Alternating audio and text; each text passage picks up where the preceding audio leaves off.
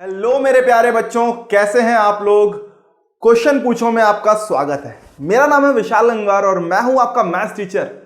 तो पहले तो ये बताओ कैसा लग रहा है 10वीं में आके, 10th में आके फील कैसा हो रहा है। एकदम खतरनाक, मजा आ रहा है। बोलो सर मजा तो आ रहा है, मजे के साथ साथ बहुत सारा प्रेशर आ गया है भाई। बहुत सारा क्या आ गया है, दबाव आ गया है दिमाग पे। आया है क्या? कुछ रिश्तेदारों का प्रेशर होगा, कुछ घर वालों का प्रेशर होगा, कुछ पड़ोसियों का होगा, कुछ शिक्षकों मतलब टीचर्स का प्रेशर होगा, बहुत सारे लोगों का प्रेशर आ गया होगा। बेटा 10वीं है, सही बात है। क्या तो सर एक तो पढ़ाई वैसे ना हो रही थी, ऊपर से 10वीं का प्रेशर आ गया। टेंशन ना लो बेटा, जितना प्रेशर है सब गायब कर देगा। सारा का सारा प्रेशर गायब करने वाले हैं। ओके, तो देखो पहले तो मैं आपको बताऊं, मैं हूं एक मैथ्स टीचर। ओके, तो मैं पढ़ाने वाला हूं क्या, गणित पढ़ेंगे हम लोग मिलके, आप और हम मिलके पढ़ने वाले हैं। तो पहले आप बताइए, क्या भाई गणित में हाथ ढीला है या टाइट है? मतलब बढ़िया है गणित तुम्हारा या नहीं है? एकदम बढ़िया मस्त? नहीं सर, हाथ बहुत ढीला है, मतलब कुछ हो नहीं पा रहा है। टेंशन ना लो, हो सकता है गणित आपका अच्छा विषय हो सकता है कि भाई उसमें बहुत डर लगता हो, खौफ हो। एक होता ना, बहुत सारे बच्चों को गणित का खौफ होता है, मैथ्स का खौफ होता है। तो देखो बालक, आपका अच्छा है तो उसको और अच्छे करने की तैयारी कर लो, नहीं है तो उसको अच्छा करने की तैयारी कर लेते हैं, कर ले। और मैं बता सकता हूं, देखो आपको आता कितना है मुझे नहीं पता, बिकॉज अभी तक आप अपने आप को बेहतर जानते हो। सबसे बेहतर देखो कोई किसी को नहीं जानता है, सबसे बेहतर एक इंसान खुद को जानता है। आपको बेहतर पता आपको कितना आता है, क्लियर है। मुझे नहीं पता आपको आज आता है या नहीं आता है, कितना आता है कितना नहीं, बट इस चीज की गारंटी दे सकता हूं कि अगर आप मेरे साथ बने रहने के लिए तैयार हैं तो गारंटी इस चीज की दे रहा हूं कि सिखा जरूर दूंगा। ओके, और बहुत ही मजे करते करते हम गणित को पढ़ने वाले हैं, बहुत ही इंजॉय करते, क्योंकि देखो सब्जेक्ट ये बहुत अच्छा है, विषय बहुत अच्छा है। बस कहते हैं ना, कभी कभी विषय को पढ़ाने का तरीका उस विषय को अच्छा या बुरा बनाता है, क्योंकि जब तक विषय में रुचि नहीं आएगी, अबे रुचि मत पूछना रुचि कौन है, रुचि भाई मतलब इंटरेस्ट नहीं आएगा। क्लियर है नहीं क्लियर है? जब तक आपका भाई विषय में रुचि एक इंटरेस्ट नहीं पैदा होगा तब तक मजा नहीं आने वाला उस विषय में। ओके, तो इस मैथ्स को एक मजे करते करते पढ़े, बिकॉज ये एक ऐसा विषय है जो जिंदगी में बहुत अहमियत रखता है बालक, सच बता रहा हूं। आप किसी भी पेपर में जाओ, किसी भी कंपटीशन के लिए जाओ, अधिकतर पेपरों में, अधिकतर कंपटीशन में गणित का योगदान होता है। तो जब इस विषय का इतनी अहमियत है, इस विषय की इतनी अहमियत है हमारी आने वाली जिंदगी में, तो क्यों ना इसमें थोड़ी मजबूती प्राप्त कर लीजिए। तो उसी के साथ हम पढ़ने वाले हैं। ओके, और मेरी कोशिश होगी कि आपके बेसिक, हो सकता है आपने 9वीं में हो ढंग से ना पढ़ा हो, टेंशन ना लेना कि सर 9वीं नहीं ढंग से पढ़े। मेरी कोशिश होगी कि जितनी भी चीजें यहां पे आने वाली हैं, यहां पे इस्तेमाल होने वाली हैं, वो चाहे 9वीं की हो, 8वीं की हो, 7वीं की हो, 5वीं 6वीं किसी की भी हो, मैं उनको रिवाइज करते हुए सारे कॉन्सेप्ट्स को बताते हुए चलूंगा, जिससे कि आपके सारे कॉन्सेप्ट्स एकदम पुख्ता हो जाए, क्लियर हो जाए। क्लियर है नहीं क्लियर है? तो चलिए शुरू किया जाए। तो हमारा पहला पार्ट है, जो हमारी पहली यूनिट है, पहली यूनिट बेटा संख्या पद्धति है। ओके, उस संख्या पद्धति का एक ही पार्ट है इसमें, और चैप्टर 1 है हमारे पास, क्या है, वास्तविक संख्याएं। क्या है बालक? वास्तविक संख्याएं, जिसे अंग्रेजी में हम बोलते हैं रियल नंबर्स। सही बात है। अब इस पार्ट में हम क्या क्या पढ़ने वाले हैं, ये पहला पार्ट है और बहुत ही छोटा हो गया। पहले एनसीईआरटी में बेटा बड़ा पार्ट था। ओके, आप किसी भी बोर्ड से हैं, फर्क नहीं पड़ता, UP board, Bihar board, Rajasthan board, Jharkhand board, MP board, Uttarakhand board, Chhattisgarh board, या कोई भी बोर्ड, महाराष्ट्र बोर्ड, जो भी बोर्ड हो, कोई इश्यू नहीं है। अगर आप हिंदी में पढ़ रहे हैं एनसीईआरटी को तो बहुत ध्यान समझिए। एनसीईआरटी ने सिलेबस बेटा हटा दिया है। 2023 में एक नई किताब छप के आ चुकी है जिसमें सिलेबस बहुत कम कर दिया गया है। ठीक है, तो अब आपके यहाँ वही किताब के आधार पर जो भी पढ़ाया जाएगा, उसी किताब के आधार पर पढ़ाया जाएगा। तो आपके पास अगर वो किताब नहीं है तो कोशिश करो, जब आप किताबें लें या कहीं से भी लें तो भाई पुरानी किताब ना दे दे वो उठा के आपको दुकानदार, तो कोशिश करिएगा। ठीक है, तो चलिए भाई इस पार्ट में क्या क्या हम पढ़ने वाले हैं, इस चैप्टर में क्या क्या कौन कौन से टॉपिक्स हम पढ़ने वाले हैं, जरा ध्यान से देखते हैं। तो पहला जो टॉपिक हम पढ़ेंगे, संख्याओं का परिचय। देखो ये टॉपिक बहुत ज्यादा अहमियत रखता है, यही बताऊंगा क्यों रखता है। बोलो सर इससे कितने नंबर क्वेश्चन आएगा? बालक इससे क्वेश्चन का मतलब कितने नंबर का क्वेश्चन आएगा ये तो मैं नहीं बोलूंगा, हो सकता है एक आध नंबर का आ जाए, वरना वो भी नहीं आएगा। लेकिन ये टॉपिक अहमियत इसलिए रखता है क्योंकि बेटा हर चैप्टर में आपको कुछ ऐसी शब्द मिलेंगे जिन शब्दों का मतलब आपको पता होना चाहिए। कभी कभी बच्चे को पता ही नहीं होता कि भाई हाँ पूर्ण संख्या है क्या, पूर्णांक है क्या, परिमेय क्या होता है, अपरिमेय क्या होता है, प्राकृतिक क्या होता है, भिन्न क्या होता है, आपकी सहभाज्य संख्या क्या होती है, अभाज्य संख्या क्या होती है, भाज्य संख्या क्या होती है, उसे यही नहीं पता। तो यहाँ पे हम संख्याओं का परिचय पढ़ने वाले हैं, जिसमें हम हर तरीके की संख्याएं पढ़ने वाले हैं, सम क्या है, विषम क्या है, सब पढ़ने वाले हैं। ठीक है, अगला भाई अंकगणित की आधारभूत प्रमेय, और इससे एक टॉपिक, इससे एक क्वेश्चन आपको मिलेगा, जहां तक कोशिश है 1 या 2 नंबर में या 3 नंबर में भी मिल सकता है कभी कभार, ओके, लेकिन 2 नंबर में सवाल जनरली इससे मिलता है, सेकंड वाले से। दूसरा बेटा हमारे पास क्या है, अभाज्य गुणनखंडन विधि से मासा और लासा ज्ञात करना। ओके, मतलब HCF और LCM निकालना है। ओके, महत्तम और लघुत्तम निकालना है। तो चलिए भाई आइए, तो अभाज्य गुणनखंडन विधि से निकालेंगे, ये भी हम, ये एक इंपॉर्टेंट टॉपिक है, बढ़िया टॉपिक है।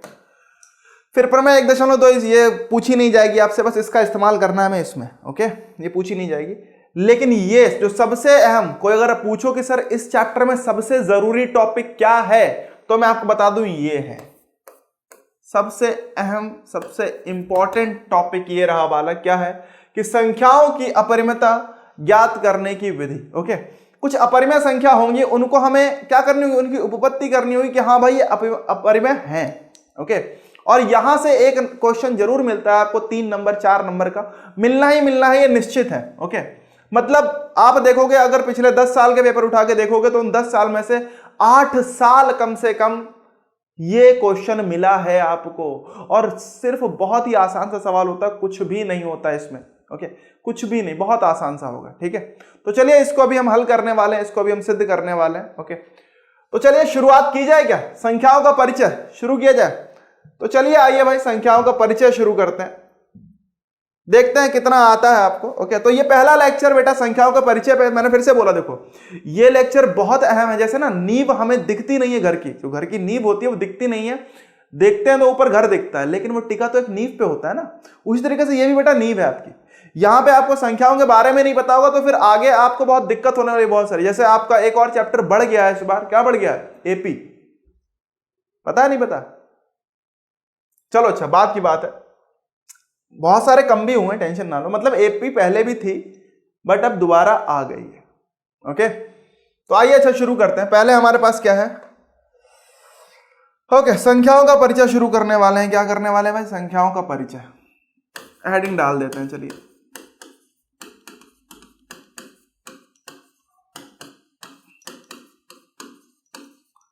तो चलो बचपन से शुरू करें क्या, सबसे छोटे से। बचपन में पढ़ी थी एक आपने प्राकृतिक संख्या, पढ़ी थी क्या, बोलो सर अब कुछ याद नहीं, धुंधला हो गया सब कुछ। हाँ भाई, किसका किसका धुंधला हो गया। तो चलो पहली है हमारे पास भाई प्राकृतिक संख्या, इसे हम प्राकृत संख्या भी बोलते हैं।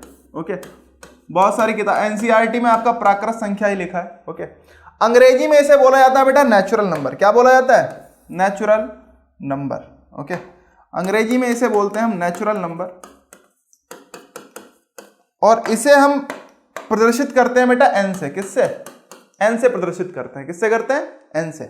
ठीक, कैपिटल एन से प्रदर्शित किया जाता है इनको, नेचुरल नंबर। जहां पे भी आपको कैपिटल एन लिखा हुआ दिखे तो समझ लेना कि भाई क्या है, प्राकृतिक संख्याओं की बात हो रही है। अब ये होती कौन सी है, बचपन याद करो, बुआ आती थी, मामा आते थे, चाचा आते थे, क्या बोलते थे, बालक घर वाले बोलते थे हाँ बेटा चाचा को गिनती सुनाओ, तो कौन सुनाते थे, 1 2 3 4 5 6 7 8। अरे कुछ याद आया, अरे बचपन में चले गए क्या, नहीं है, वापस आ जाओ यार। यहां पे अभी आपसे मैं बोलूं, आप अपनी कक्षा में बैठे हैं, मैं आपसे बोलूं कि भाई हाँ चलो अपने घर पे बैठे हो, चलो मान लेते हैं, घर पे बोलूं कितनी कुर्सियां हैं, क्या करोगे, 1 2 3 4 गिन के बताओगे ना, कितने लोग हैं, 1 2 3 4, 1 से शुरू करते हो ना। तो क्या होता है, जो संख्याएं गिनने में प्रयुक्त की जाती हैं, जो संख्याएं गिनने में प्रयुक्त होती हैं, उन्हें हम बोलते हैं बेटा प्राकृतिक संख्याएं। समझ में आ गया, लिख लीजिएगा कि जो संख्याएं गिनने में प्रयुक्त होती हैं उन्हें हम क्या बोलते हैं, वे प्राकृतिक संख्याएं कहलाती हैं। ओके, अब उदाहरण के तौर पे अगर बोले तो क्या आएगा, एग्जाम्पल अगर बोले तो 1 2 कहां शुरू होती हैं, मतलब चलो अच्छा ये एग्जाम्पल क्या है, यहां से हटा देता हूं। तो आपकी जो प्राकृतिक संख्या होंगी वो 1 2 3 4, बोलो सर कहां तक जाएंगी, तो बेटा कहां तक जाएंगी बताएं क्या, ये हमें भी नहीं पता कहां तक जाएंगी। मतलब क्या है सर, क्या कहना चाहते हो, अरे बालक ये अनंत होती हैं, अनंत, धनात्मक की तरफ अनंत होंगी। अनंत का मतलब कहां तक, कितना भी बड़ा। बोलो सर सबसे बड़ी संख्या तो कोई होती होगी, बताओ, अच्छा तुम ही बताओ, क्या कोई सबसे बड़ी संख्या होती है, बोलो, सोचो क्या सबसे बड़ी संख्या होती है? देखो क्वेश्चन पूछो इस चैनल का नाम इसीलिए कि क्वेश्चन पूछो, वो सिर्फ मुझसे नहीं अपने आप से ही पूछने हैं आपको। क्लियर है नहीं क्लियर है? क्योंकि देखो मैथ्स क्या होता है, मैथ्स एक ऐसा विषय है बेटा जहां पे आप जितने सवाल करोगे अपने आप से, और विषय कोई भी हो, जब तक आप सवाल नहीं पूछते आपको वो पल्ले नहीं पड़ता। ओके, तो थोड़ा क्वेश्चन पूछना शुरू करिए। तो बेटा क्या सबसे बड़ी संख्या बता सकते हो? चलो बताओ।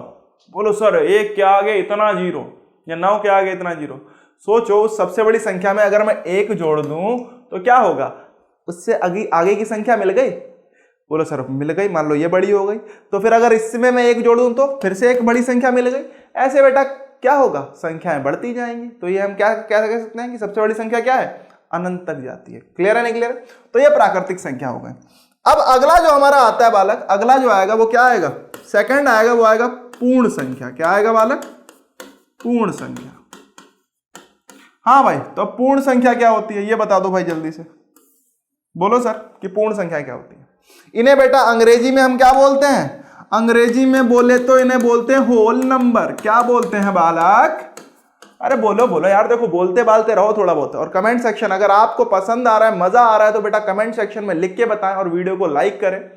चैनल को जरूर सब्सक्राइब कर लेना। कारण बता दूं बेटा, बिकॉज कोई भी वीडियो अगर आपसे मिस हो गई तो हो सकता है उस वीडियो में बहुत अच्छा कॉन्सेप्ट पढ़ा दिया हो मैंने। ओके, तो इसी चैनल को सब्सक्राइब करो जिससे कि जैसे ही वीडियो पढ़े सबसे पहला जो नोटिफिकेशन, सबसे पहला मैसेज आपके पास पहुंचे कि सर वीडियो आ गई है, देख लो। ओके, कोई छूटे मत, और अपने दोस्तों के साथ जितना शेयर कर सकते हो शेयर करो जिससे कि उन्हें भी पढ़ने का मौका मिले प्रॉपर। ठीक है बालक? तो आइए भाई, दूसरा हम क्या पढ़ रहे थे? पूर्ण संख्या की बात कर रहे थे। क्या होती है बालक? इसे देखो बेटा, हम किससे, इसे जो हम प्रदर्शित करते हैं W से करते हैं। किससे करते हैं? W भैया है, ये कौन है? हाँ भाई W भैया।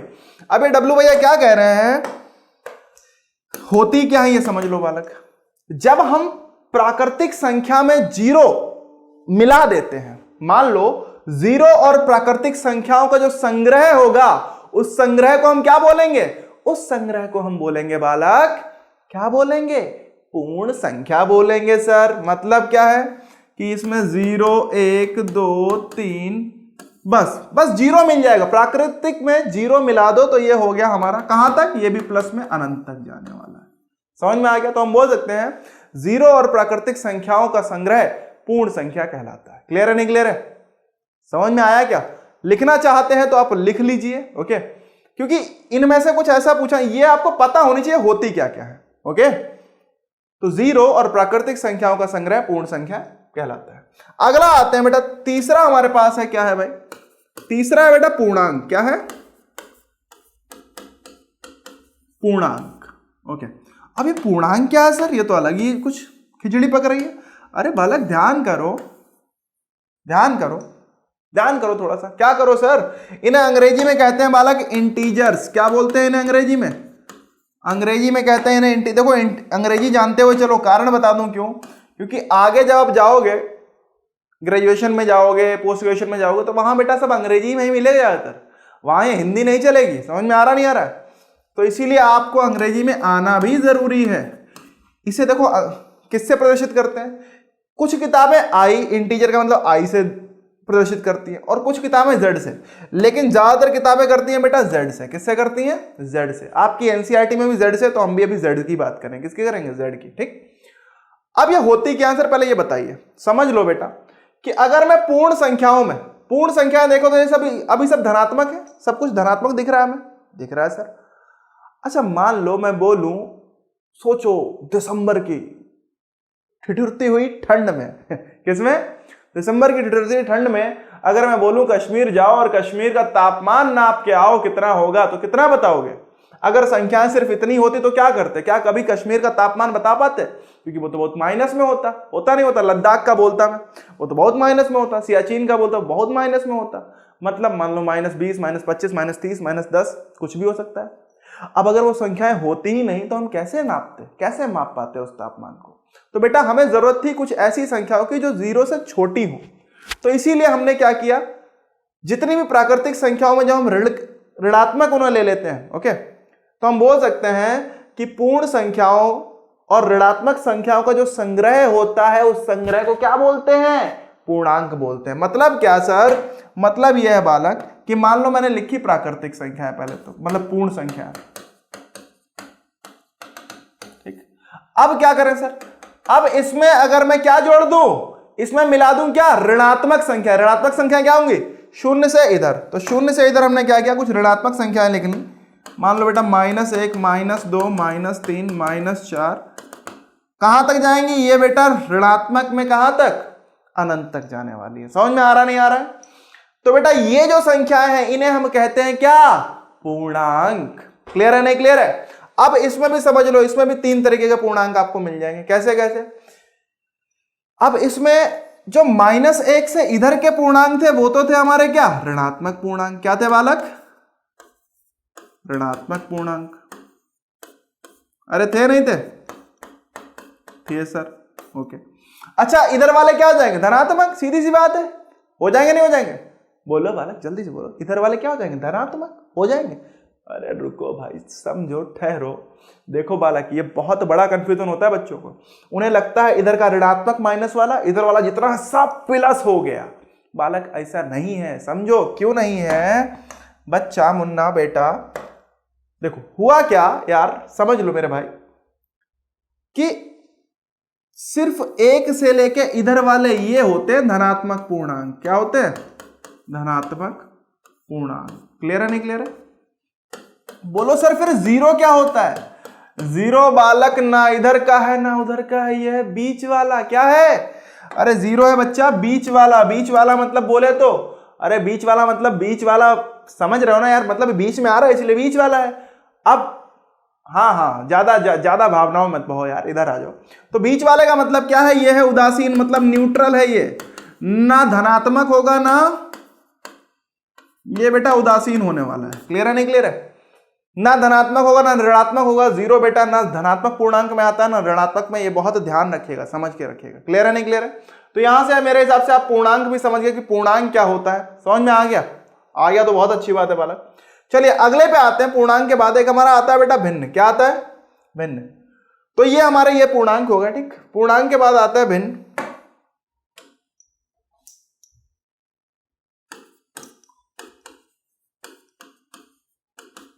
भिन्न क्या होता है आप समझो भाई।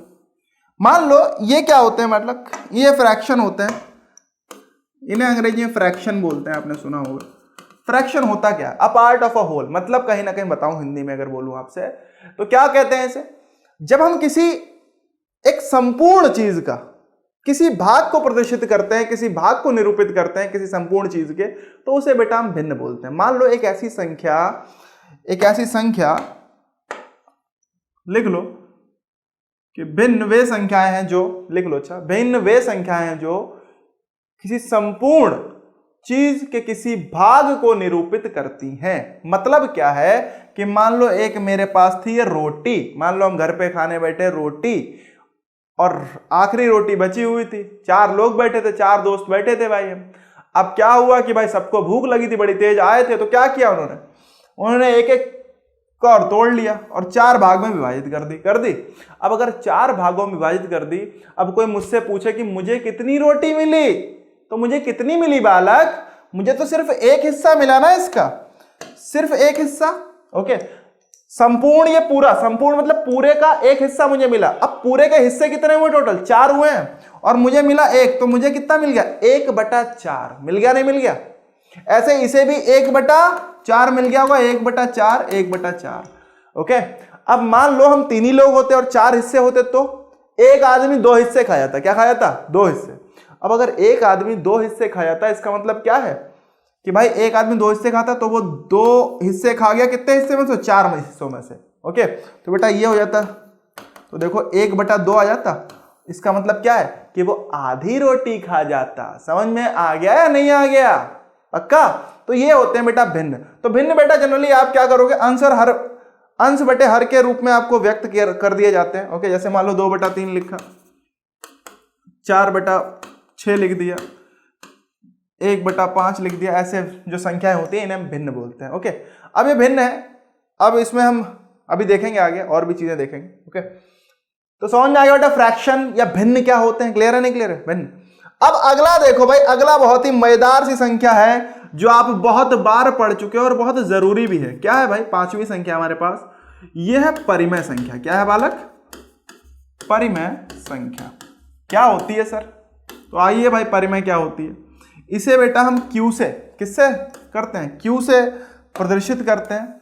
और ये जो संख्या है ना, इसे अंग्रेजी में बोलते हैं बालक रेशनल नंबर। क्या बोलते हैं, रेशनल नंबर। होती क्या है सर, अरे बालक सब्र करो। होती क्या है मैं आपको बताऊं, एक ऐसी संख्या जो P बटा Q के रूप में व्यक्त की जा सकती है। मतलब क्या है, मतलब क्या कहना है सर, जो P बटा Q के रूप में व्यक्त की जा सके, जहां P और Q पूर्णांक हो। क्या हो बालक, पूर्णांक हो, और Q 0 के बराबर ना हो। ध्यान आ रहा नहीं आ रहा है, एक ऐसी संख्या जो P बटा Q के रूप में व्यक्त की जा सके, जहां P और Q पूर्णांक हो तथा Q 0 के बराबर ना हो। क्योंकि बेटा Q अगर 0 हो गया, समझो कभी भी 0 से किसी संख्या की भाग देते हुए देखे हो, दिए हो कभी, दिए हो? अच्छा, कुछ बच्चे बोलते हैं सर 3/0 अगर है तो अच्छा इसका आंसर बताओ जल्दी, 3/0 का आंसर बताओ क्या होगा। चलो देखते हैं कितने लोग, हाँ भाई कमेंट बॉक्स में लिख के बताओ कि आंसर क्या होगा 3/0 का। देखते हैं कितनी गणित आती है। बोलो सर ये तो सबसे आसान सवाल है, 3/0 मतलब 0। सही है, सही है ना बच्चा, जल्दी से लिख दो, लिख दो, लिख दो, लिख दो, जल्दी से लिखो। क्या आंसर आया, 0 आ गया पक्का। तो बालक जिन जिन का 0 आया है मैं आपको बता दूं, आप सभी को बधाई के पात्र नहीं हो। ओके, क्यों, क्योंकि आप गलत हैं। ओके बेटा, कभी भी 0 से भाग ना करना, वरना बता रहे हैं किसी के सामने इंप्रेशन जमाने के लिए कोई पूछे, उससे बताओ 3/0 0, इंप्रेशन डाउन हो जाएगा बालक। क्यों, क्योंकि ये होता है अपरिभाषित, अपरिभाषित होता है बालक, इसको आप परिभाषित ही नहीं कर सकते। ओके, नॉट डिफाइंड है भैया, इसका डेफिनेशन ही नहीं है। समझ में आ रहा नहीं आ रहा है, इसको आज तक बड़े बड़े गणितज्ञ जो हैं वो नहीं कर पाए, हम लोग क्या खाक करेंगे। समझ में आ रहा नहीं आ रहा है, तो बेटा ये नहीं हो पाएगा, तो इसीलिए Q 0 नहीं होना चाहिए। समझ में आ गया, ठीक है सर। अब संख्याएं सर कैसी होंगी, देखो भाई कैसी कैसी होंगी। देखो मान लो लिखा मैंने, उदाहरण के तौर पे मैंने लिखा -5/2। देखो -5 और 2 दोनों पूर्णांक है P बटा Q के रूप में। मैं लिखा 1/11, दोनों पूर्णांक है P बटा Q के रूप में। अच्छा मान लो ये सब तो चलो ठीक है, मान लो मैंने लिखा 3/77, ये भी क्या दोनों पूर्णांक है। सही है सर। अच्छा मान लो सर ये सब तो ठीक है, अच्छा ये 3 लिख दें, अगर हम खाली 3 लिखें, क्या ये पूर्णांक हो, मतलब क्या ये परिमेय होगी? बताइए भाई, आप बताइए क्या ये परिमेय होगी? जल्दी से बोलो यार, एकदम मजेदार वाला बोलो, क्या ये परिमेय होगी? तो बेटा मैं आपको बता दूं, ये भी परिमेय है। क्यों है सर? कितने लोग बोले थे नहीं है, कितने लोग सोच रहे थे नहीं है? जल्दी से कमेंट सेक्शन में बोलो सर ये क्यों बताया नहीं है। बेइज्जती हो जाएगी ना, बेइज्जती की टेंशन ना लिया करो। देखो देखो यार, चलो अच्छा बाद में बताएंगे कभी, ठीक। अब तो 3 क्यों परिमेय बेटा? अगर देखो किसी भी संख्या को मैं 1 से भाग दे सकता हूं, दे सकते हो सर, कोई दिक्कत होगी? अगर 1 से भाग दूंगा तो एक संख्या बदल जाएगी? नहीं बदलेगी। तो बेटा जब मैंने 1 से भाग दिया, देखो P बटा Q के रूप में व्यक्त कर दिया इसको। P भी पूर्णांक है और Q भी क्या है, पूर्णांक है। Q 0 के बराबर भी नहीं है, क्योंकि ये इस सारी स्थिति को क्या कर रही है, पूरा कर रही है सारी कंडीशंस को, इसीलिए बेटा ये परिमेय है। समझ में आ गया? बोलो सर क्या -6 भी है? क्योंकि -6 को भी बटे 1 लिख सकता हूं। अच्छा ये बताओ, चलो सब कुछ तो ठीक है, सवाल है क्या 0 एक परिमेय संख्या है? जल्दी से बोलो, क्या 0 एक परिमेय संख्या है? जल्दी से बताओ, क्या 0 एक परिमेय संख्या है? बिल्कुल है बालक, चलो भाई है। क्यों है? क्योंकि 0 को भी तो बटा 1 लिख दे। अब बोलो सर ये तो 0 हो गया। अरे बालक मैंने बोला था Q 0 नहीं होना चाहिए। क्या नहीं होना चाहिए? Q मतलब क्या, नीचे वाली संख्या 0 नहीं होनी चाहिए, ऊपर वाली 0 हो सकती है। समझ में आ गया? अगर समझ में आया तो जल्दी से लाइक का बटन दबाओ और कमेंट सेक्शन में लिख के बताओ कि सर समझ में आ रहा है, मजा आ रहा है। ओके, जिससे कि मैं और अच्छा कंटेंट आपके लिए लेके आ पाऊं। ओके, तो ये हो गया भाई परिमेय संख्या खत्म हुई। अब आते हैं अपरिमेय संख्या। अपरिमेय संख्या किस रूप की होंगी देख लो भाई। ओके, तो हमने यहां पे क्या देखा, यहां पे एक और चीज अगर मैं आपको दिखाऊं तो आप क्या देख रहे हो कि चाहे वो प्राकृतिक संख्या, मान लो मैंने लिखी 2, ये भी एक परिमेय हो गई। मैंने 0 एक पूर्ण संख्या लिखी, मतलब पूर्ण संख्या लिखी, वो भी परिमेय हो गई। मैंने कोई पूर्णांक लिखा -6, ये भी परिमेय हो गई। ये जितना भी लिख रहा हूं मैं, कोई भिन्न लिखूंगा, -2/3 लिखा, ये भी परिमेय हो गया। मतलब जितनी ऊपर लिखी थी सारी परिमेय थी। हाँ बेटा, वो सभी की सभी परिमेय संख्याओं के अंतर्गत ही आती हैं। क्लियर है नहीं क्लियर है? अभी इसकी बात करेंगे भी हम, ओके, तो चलिए अगली पे आते हैं। अगला हमारा है भाई अपरिमेय। क्या है? अपरिमेय। तो अगला है भाई अपरिमेय संख्या। ओके, जल्दी से देखते हैं क्या होती है। बहुत आसान है भाई। अब वे संख्या, देखो समझो, परिमेय का उल्टा, अपरिमेय लिखा है ना, आ लगा ना आगे, तो परिमेय का उल्टा कर लो। मतलब वे संख्याएं वो वाली क्या थी जो p बटा q के रूप में व्यक्त की जा सके। यहां क्या होगा? वे संख्याएं जो p बटा q के रूप में व्यक्त ना की जा सके। क्लियर है नहीं क्लियर है? जहां p और q पूर्णांक हो और q 0 के बराबर मतलब ना हो। ठीक है, तो हम बोल सकते हैं वे संख्याएं, क्या बोल सकते हैं? वे संख्याएं, वह संख्या जो p बटा q के रूप में व्यक्त नहीं की जा सकती है, नहीं की जा सकती है, अपरिमेय संख्या कहलाती है। क्या कहलाती है? अपरिमेय। अच्छा, नहीं की जा सकती है, आगे लिख लो, जहां p और q पूर्णांक हो तथा q नॉट इक्वल टू 0 हो, अपरिमेय कहलाती है। अपरिमेय कहलाती है। ओके, तो ये हमारी अपरिमेय कहलाती है। जैसे कि आपने देखा होगा, बहुत सारी संख्याएं देखी होंगी बालक। क्या देखी? कर्णी 2, कर्णी 3, कर्णी 5, कर्णी 6। कर्णी के अंदर अगर कोई ऐसी संख्या लिखी है जो पूर्ण वर्ग नहीं है। पूर्ण वर्ग क्या होता है सर? मान लो बेटा 2 का वर्ग करें तो 4 आएगा, 1 का वर्ग करें तो 1 आएगा, 3 का वर्ग करें तो 9 आएगा, 4 का वर्ग करें तो 16 आएगा। आएगा नहीं आएगा? तो बेटा जितनी भी प्राकृतिक संख्याओं का अगर मैं वर्ग करूं तो जो संख्याएं आती हैं ये सभी की सभी 1, 4, 9, 16, 25, 36, ये सभी की सभी क्या है बालक? पूर्ण वर्ग हैं। क्या है? पूर्ण वर्ग। अरे समझ में आ रहा नहीं आ रहा? 1, 4, 9, 16, 25, ये पूर्ण वर्ग होते हैं। तो बस कर्णी के अंदर बस ये पूर्ण वर्ग नहीं होने चाहिए। पूर्ण वर्ग के अलावा अगर कोई भी संख्या कर्णी के अंदर लिखी है तो वो एक अपरिमेय संख्या होती है। क्लियर है नहीं क्लियर है? मान लो यहां लिखा मैंने कर्णी 8, जो भी लिखा, जो भी, ये सब की सभी बेटा क्या है? अपरिमेय है। पाई भी एक अपरिमेय संख्या है। ध्यान करो बेटा, बहुत सारे बच्चे कंफ्यूज होते हैं कि पाई अपरिमेय है, तो पाई का मान तो मैं आपको बताऊं 22/7 होता है। होता नहीं होता है? तो ये अपरिमेय कैसे है? ओके, तो बेटा मैं आपको बता दूं, पाई का मान 22/7 नहीं होता। पाई सिर्फ इसके लगभग होती है। क्या होती है? लगभग होता है। पाई का मान 22/7 नहीं होता, बस उसके आसन्न मान के बराबर होता है। लगभग होता है 22/7 के, ये उसके जस्ट बराबर नहीं होती। इसीलिए पाई बेटा एक अपरिमेय संख्या है। क्या है? अपरिमेय है। और जबकि ये क्या है? ये बेटा एक परिमेय है। क्या है? परिमेय संख्या। क्लियर है नहीं क्लियर है? तो ये आपको कंफ्यूजन क्लियर हो गया? चलिए, बहुत अच्छी बात है। तो अपरिमेय संख्या का जो दशमलव प्रसार होता है वो क्या होता है बेटा?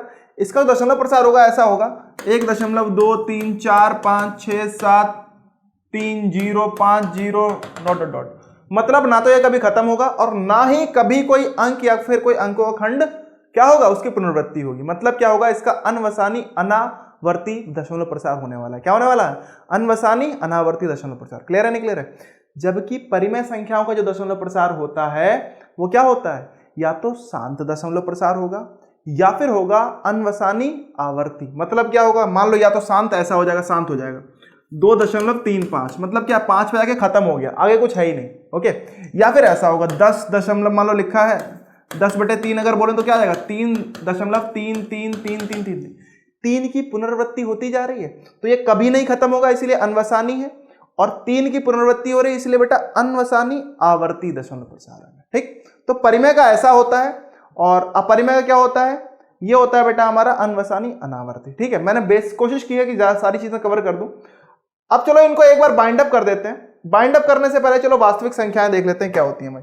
ओके, क्योंकि वास्तविक संख्या हमारा चैप्टर है। क्या है? वास्तविक संख्याएं। तो ये शायद 7वां होगा और वो है वास्तविक संख्याएं। क्या होती हैं बालक वास्तविक संख्याएं? तो मैं आपको बता दूं वास्तविक संख्याएं क्या होती हैं। बता दूं जल्दी से। तो बेटा कुछ नहीं, अगर हम परिमेय और अपरिमेय को, इधर परिमेय ली इधर अपरिमेय, दोनों को मिला दिया, क्या किया, मिलन करवा दिया, इनका एक साथ ले आए इनको, तो बेटा ये सब मिलके हमें क्या बोलेंगे, वास्तविक। जो भी संख्याएं आज तक आपने अपनी जिंदगी में पढ़ी हैं, जिंदगी में बता रहा हूं, आज तक की जिंदगी में जो भी पढ़ा है वो सारी की सारी संख्याएं बेटा वास्तविक होती हैं। आप जब कक्षा 11 में जाओगे तो वहां पे काल्पनिक संख्याएं पढ़ोगे जिनमें आई आएगी, क्या आएगी, आई, आयटा बोलते हैं उसे। ओके, तो चलो भाई, वास्तविक संख्या ये हमारा रियल नंबर होता है, तो आपको पता ही है। ओके, और इसे बेटा हम किससे प्रदर्शित करते हैं, इसे हम कैपिटल आर से प्रदर्शित करते हैं। ठीक है, तो बेटा समझ लीजिए क्या होती है कि परिमेय प्लस अपरिमेय, परिमेय प्लस अपरिमेय का जो संग्रह होता है, मतलब परिमेय और अपरिमेय संख्याओं को अगर जोड़ दें तो बेटा हमें जो मिलने वाली है वो क्या मिल जाएंगी, वो हो जाएंगी वास्तविक। क्लियर है, नहीं क्लियर है? इनका जो संग्रह होगा, परिमेय और अपरिमेय संख्याओं के संग्रह को वास्तविक संख्याएं कहते हैं। ठीक है, उदाहरण के तौर पे बोले तो उदाहरण -2/3, 0, 4, कर्णी 2, कर्णी 6, कुछ भी, कोई भी संख्या उठा लो यार, जितनी संख्या आपने अभी तक सोच रखी हो वो सारी की सारी वास्तविक होने वाली है। क्लियर है? तो इसी के साथ आइए इनको बाइंड अप कर देते हैं। बाइंड अप करते हैं एक चार्ट के थ्रू। बेटा आपको एक चार्ट के थ्रू मैं आपको बता देता हूं, चार्ट के तहत आपको समझा देता हूं कैसे होने वाली। तो बेटा हमारी जो संख्याएं होती हैं वो क्या होती हैं, वास्तविक होती हैं। क्या होती हैं, वास्तविक होती हैं सर। ओके, वास्तविक संख्या। अब वास्तविक संख्याएं दो प्रकार की होती हैं, बालक कितने प्रकार की होती हैं, ये होती है सर दो प्रकार की। कैसी होती है सर, तो देख लो बालक, एक होती है हमारी परिमेय और दूसरी होती है अपरिमेय। मतलब एक संख्या होगी आपकी परिमेय संख्या और दूसरी होगी बालक अपरिमेय। ओके, परिमेय क्या होती है, जो P/Q के रूप में लिखी जा सके वो परिमेय होती है। ओके, और जो ना लिखी जा सके वो अपरिमेय होती है। ठीक, अब लेकिन परिमेय में बहुत सारे वो हैं, परिमेय में समझिएगा। अब परिमेय संख्याएं क्या होती हैं भाई, परिमेय संख्याएं जो बनी है आपकी वो दो तरीके से बनी हुई हैं। एक तो बनी है बेटा, इसमें आपको क्या मिलेंगे, ये मिल जाएंगे आपको धनात्मक और ऋणात्मक भिन्न। क्या होंगे बालक, धनात्मक और ऋणात्मक भिन्न। ओके, और यहां पे अगर अपरिमेय, मतलब परिमेय में एक तो धनात्मक और ऋणात्मक भिन्न हो जाएंगे, जो आपको -2/3, 3/4, 2 जितने ये है। साथ साथ क्या होगा, दूसरा हमारा बोले तो इधर क्या होगा बालक, इधर हो जाएगा हमारा पूर्णांक। क्या हो जाएगा बालक, पूर्णांक। मतलब इनका संग्रह मिला के हमें परिमेय संख्याएं देता है। ठीक, अब पूर्णांक कैसे बनते हैं बालक, तो पूर्णांक बोले तो सर पूर्णांक बनते हैं भाई दो तरीके की संख्याओं से। किससे, एक तो पूर्ण संख्या और दूसरी ऋणात्मक संख्याओं से बनते हैं। तो लिख लीजिए भाई कि एक तो आपकी ऋणात्मक संख्याएं होंगी, ऋणात्मक संख्या, और दूसरी बेटा पूर्ण संख्या। ठीक है, अब पूर्ण संख्या भी देखो बेटा दो चीजों से बनती है। किससे किससे बनती थी, ध्यान करो, किससे बनती थी सर, तो बेटा क्या होता था, पूर्ण संख्या क्या थी, क्या थी, प्राकृतिक संख्या, और जीरो का संग्रह ही तो पूर्ण संख्या कहलाता था। तो बेटा लिख लो, ये क्या हो जाएगा, ये हो जाएगा एक प्राकृतिक हो जाएगा भाई, हम बोल सकते हैं जीरो और प्राकृतिक संख्याओं का तो जो संग्रह होता है उसे हम पूर्ण संख्या बोलते हैं। क्लियर है, नहीं क्लियर है? इसका उदाहरण बोले तो 1 2 3 4 ... इनफाइनाइट तक। ठीक, मतलब अनंत तक जा रहे हैं। ये क्या होगी बेटा, ये हो जाएगी 0 1 2 3 4 ... ठीक, ऋणात्मक में बोले तो -1 -2 -3, ये चला गया इनफाइनाइट तक। ओके, पूर्णांक बोले तो क्या होगा बालक, 0 1 2 -1 -2, ये माइनस का है, प्लस का इनफाइनाइट। ठीक, धनात्मक और ये बेटा ये क्या है, -2/5, 3/4, ये ऐसे हो जाएंगे। ठीक, परिमेय हमारी कोई भी संख्या जो P/Q के रूप में, मान लो -2/3, 4, 5/2, 0, 11/5, ये सारी की सारी बेटा परिमेय है। अपरिमेय संख्या है कर्णी 2, कर्णी 3, कर्णी 5, पाई, ओके, ये सारी की सारी क्या है बेटा, अपरिमेय है। क्लियर है नहीं क्लियर है? वास्तविक तो सारी संख्या है। तो ये हो गया हमारा कहीं ना कहीं कि वास्तविक संख्याओं का जो परिचय था वो मैंने कोशिश की कि आपको कर दूं कि भाई वास्तविक संख्याएं होती क्या है, पता तो होना चाहिए ना। चैप्टर का नाम है वास्तविक संख्याएं, तो पता तो होना चाहिए ना हमें। ओके, अगले क्लास में हम पढ़ने वाले हैं कुछ और मजेदार संख्याएं। क्या क्या होने वाली है बेटा, मैं बता देता हूं आपको अभी से थोड़ी सी। अभाज्य संख्याएं क्या होती हैं, सह अभाज्य क्या होती हैं, भाज्य क्या होती हैं। क्लियर है नहीं क्लियर है? तो ये कुछ और तरीके की संख्याएं हम पढ़ने वाले हैं जो और मजेदार होंगी। सम क्या होती है, विषम क्या होती है, इसको पढ़ के हम खत्म कर देंगे संख्याएं। उसके बाद हम जो शुरू करेंगे वो होगी हमारी, क्या होगी, हाँ भाई चलो भाई आगे पढ़ेंगे। तो मिलते हैं नेक्स्ट क्लास में, तब तक के लिए बाय बाय।